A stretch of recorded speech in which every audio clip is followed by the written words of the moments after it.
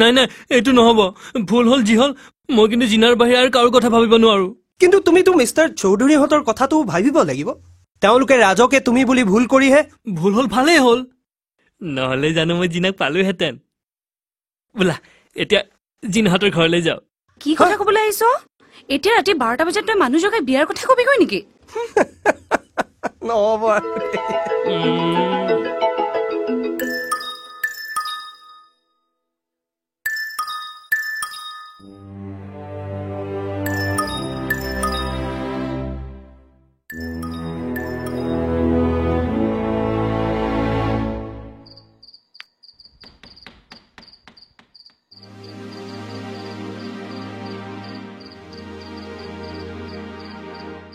মই এবাৰ মাতি দিছো বহক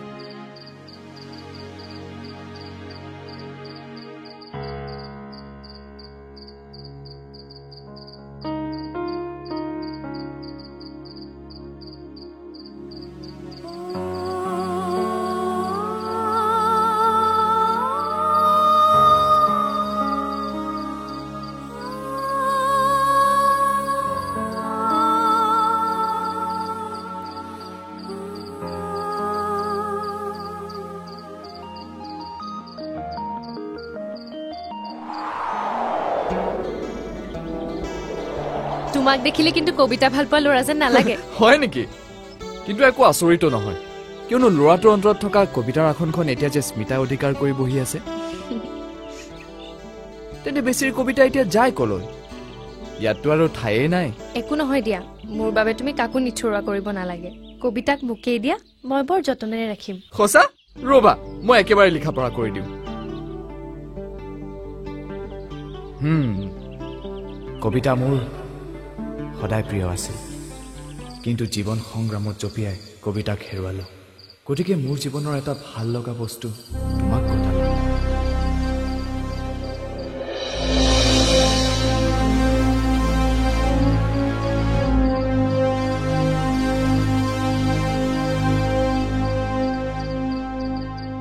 মই এতিয়া কি কৰিবলৈ ইয়ালৈ আহিছা মানি লৈছো তোমাৰ টকা পইচা নাই কিন্তু তুমিতো এজন উচ্চ শিক্ষিত ল'ৰা তাৰ পাছতো তুমি কেনেকৈ ভাবি ল'ব পাৰিলা যে মিছা কথা কৈ কাৰোবাক প্ৰেমৰ সাফল্যৰ জালত বন্দী কৰি তুমি তোমাৰ নিজ অভিসন্ধি পূৰণ কৰিব পাৰিবা আপুনি আগতে মনে মনে থাকা মনে মনে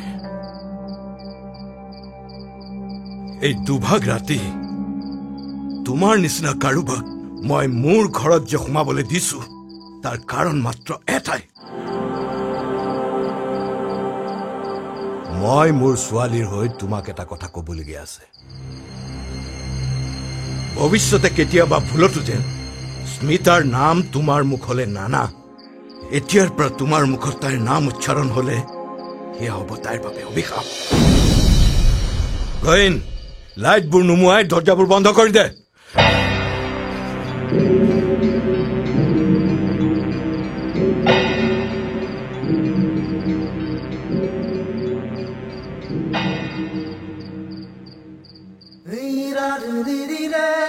আপোনাৰ একো ক'বলৈ নাই মই আৰু কি ক'ম কিন্তু মোক মাত্ৰ এটা কথাই কোৱা স্মিতাৰ এতিয়া কি হ'ব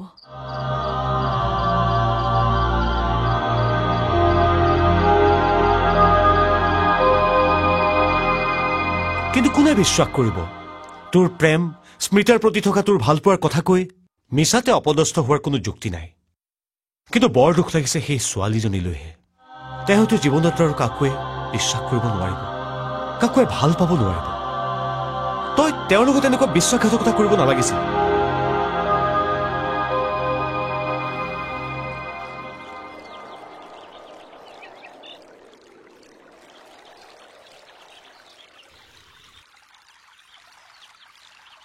মই বিশ্বাসঘাতক নহয় জিনা তোমালোকে অন্তত মোক বুজিবলৈ চেষ্টা কৰা আজি হয়তো মই ক'লেও কোনেও বিশ্বাস নকৰিব যে মই এই ভুল কৰিছিলোঁ এক প্ৰচণ্ড অভিমানৰ বশৱৰ্তী হৈ অভিমান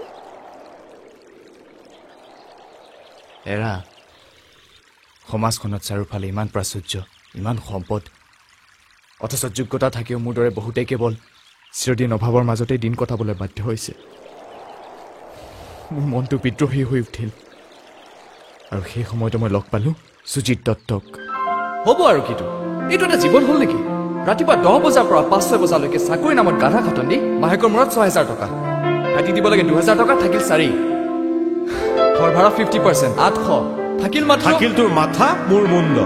মানুহে এটা এটা চাৰ্ট পিন্ধে 3,000 টকাৰ, 4,000 টকাৰ জোতা, 40-50 হাজাৰ টকাৰ ঘড়ী, আৰু আমাৰ জীৱনৰ ঘড়ীৰ সময় সদায় 12টা।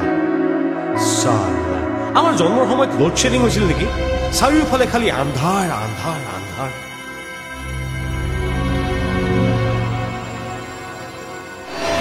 ঐ অমৰদা, তুমিতো কৈছিলা সুজিত দত্ত তোমাৰ ক্লাছমেট আছিল, আৰু ফাইনেল পৰীক্ষা এমাহমান আগতে তেওঁ কলেজ এৰি গুচি গৈছিল। গৈছিল, কিয় সুধিলি? নুসুধিম। সেই মানুহটোৰ 4 বছৰ ডিব্ৰুগড়ত 2খন চাহ বাগিচা, কাজিৰঙাত ৰিজৰ্ট, কলিকতা গুৱাহাটীত 2টাকে ঘৰ, কেনেকৈ হ'ব পাৰে? মই তোক কোৱা বুলিহে ভাবিছিলো। সেইবোৰ চব তাৰ ৱাইফৰ প্ৰপাৰ্টি। মানে আৰু কি, কেলকুলেশ্যন। আমি পাছ কৰি তোক কি পালো দেখিলি। কথাটো বুজি পাই সি হয়তো পৰীক্ষা নিদিয়াকৈ গুচি গৈছিল, আৰু ফলাফলটোতো এতিয়া দেখিলি।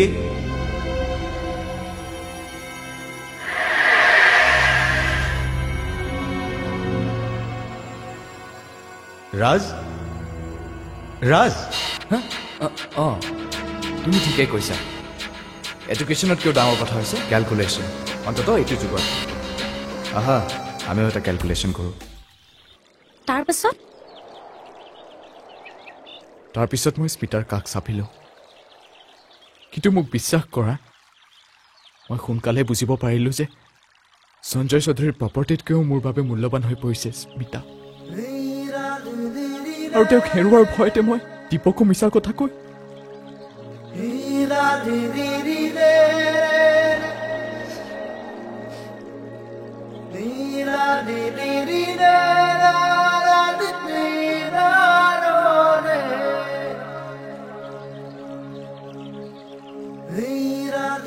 এতিয়া কি কৰিম বুলি ভাবিছা? এতিয়া ইয়াৰ পৰা যামগৈ। যাবাগৈ? এৰা, মইতো একেখন ঠাইতে থাকি স্মিতাৰ পৰা নিজকে আঁতৰাই ৰাখিব নোৱাৰিম, কিন্তু তেওঁৰ ভৱিষ্যতৰ কথা ভাবিয়ে মই ইয়াৰ পৰা যোৱাটোৱে উচিত হ'ব।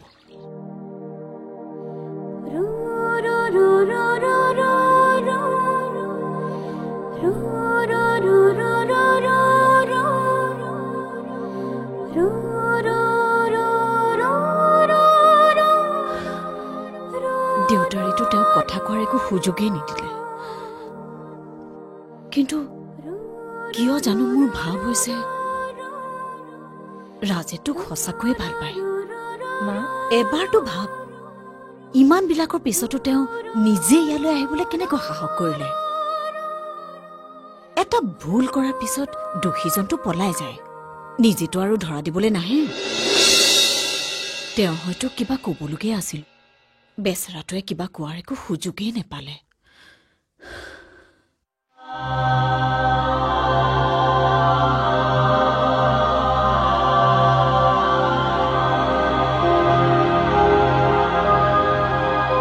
সদায় খালি এনেকেই থাকিবা নেকি? ব'লা পাপাক কথাটো কওঁগৈ। কিয় ক'ব কিয় লাগে? তেখেতেতো জানেই। জানে, কিন্তু ইমান ডেমকে হৈ নাথাকিবা। মই আগতেই ঘৰত কৈ থৈছো, মই গ্ৰীণ ছিগনেল নিদিয়ালৈকে আমাৰ বিয়াৰ কথা কোনেও ভাবিব নোৱাৰে। বিয়া?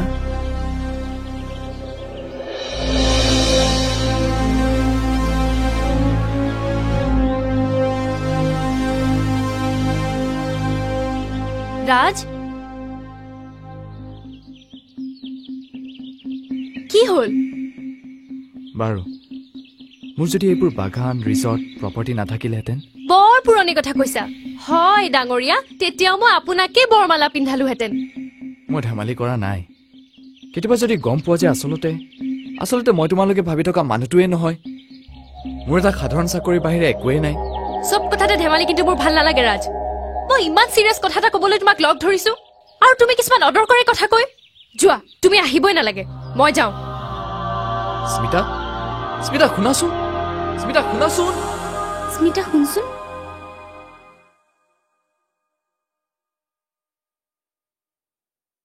ইমানকৈ কি ভাবি আছিলি?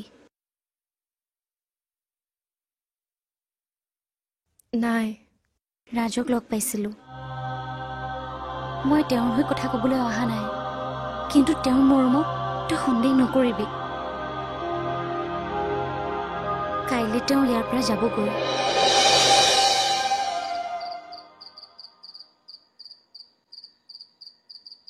তই এতিয়াও কথাটো ভাব। যেতিয়া ভাবিব লাগিছিল তেতিয়াই নাভাবিলোঁ, যেতিয়া এতিয়া আৰু নতুনকৈ কি ভাবিম? ঠিক আছে, মই আৰু তোক বুজাবলৈ নাযাওঁ, কিন্তু যোৱাৰ আগতে এবাৰ যদি স্মিতাক লগ ধৰি তই কথাখিনি কৈ গলিহেঁতেন। একো লাভ নাই অ'। সকলোৱে আজি মোক যি বুলি ভাবিছে, তেওঁনো আৰু বেলেগ কি বুলি ভাবিব?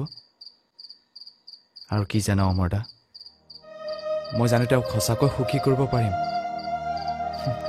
৬,০০০ টকীয়া এটা সাধাৰণ কৰ্মচাৰীৰ লগত সঞ্জয় চৌধুৰীৰ ছোৱালীক সংসাৰ পাতিবলৈ আমন্ত্ৰণ কৰাটোৱে জানো মূৰ্খামি নহয়? বাৰু বাদ দিয়া, তেওঁ চিৰদিন সুখত থাকক, এই কামনাই কৰি যাম। মই আহোঁ। আজি গোটেই ৰাতি মোৰ ৰেকৰ্ডিং আছে। তোৰ ট্ৰেইনটো ৰাতিপুৱা ৬ বজাতহে। মই তোক আৰু লগ নকৰোঁ। অমৰ দা,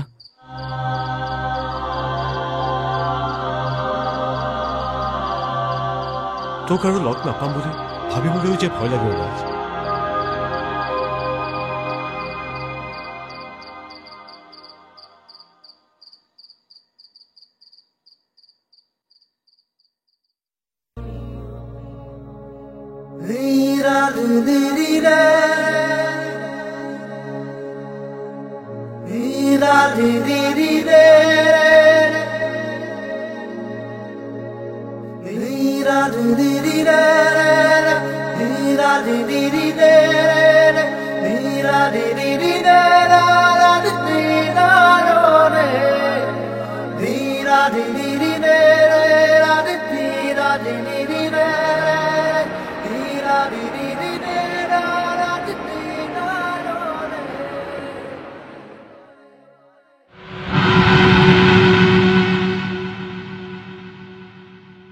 উঠা।